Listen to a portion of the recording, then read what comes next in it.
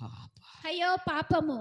ದೇವರ ವಾಕ್ಯವನ್ನ ಉಲ್ಲಂಘನೆ ಮಾಡುವಂತ ವ್ಯಕ್ತಿಗಳು. దేవుని వాక్యాన్ని ఉల్లంఘనం చేసేట్లైన ದೇವರ వ్యక్తి. ವಾಕ್ಯ ನಮಗೆ ಬೋಧಿಸುತ್ತದೆ. దేవుని వాక్యము మనకి బోధిస్తుంది. ಈ ಬೈಬಲ್ ಬರೆಯಲ್ಪಟ್ಟಿದೆ. ఈ బైబిల్లో రాసి పెట్టింది. ದೇವರಿಗೆ ಕೊಡು. దేవునికి ఇవ్వండి.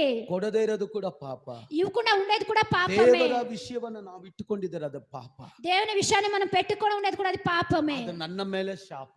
అది నా పైన శాపము. ದೇವರ ವಸ್ತುಗಳನ್ನು ನಾವು ಇಟ್ಟುಕೋಬಾರದು. దేవుని వస్తువులను మనం పెట్టుకోకూడదు. ದೇವರಿಗೆ ಕೊಡು. దేవునికే ఇవ్వాలి. హల్లెలూయా హల్లెలూయా హల్లెలూయా హల్లెలూయా. ದೇವರಿಗೆ ಕೊಟ್ರೆ దేవునికి ఇస్తే ಆ ದೇವರು ನಿನಗೆ ಕೊಡುತ್ತಾನೆ. ఆ దేవుడు నీకు ఇస్తారు. ಆಮೆನ್ ఆమేన్. ಮೊದಲನೇ ಕಾರ್ಯము ಶುದ್ಧ ಮಾಡಿಕೋ. శుద్ధం చేసుకో. ನಂಬರ್ 2 రెండోది ಎರಡನೇದು ನಮ್ಮ ಕಣ್ಣು ತೆರೆಯಲ್ಪಡಬೇಕು. మన కళ్ళు తీరాల్పడాలి. ಬೇಗ ಹೋಗ್ತೀನಿ, ಸಮಯ ಆಯ್ತು. ಬಿರ್ಬಿನ ಪದಂ ಸಮಯ ಅయింది. ಅನೇಕರು ಕುರುಡರಾಗಿದ್ದಾರೆ. ఇప్పుడు అనేకులు ತುಂಬಾ ಜನ ಯೇಸಪ್ಪನ ಹಿಂಬಾಲಿಸ್ತಾರೆ. చాలా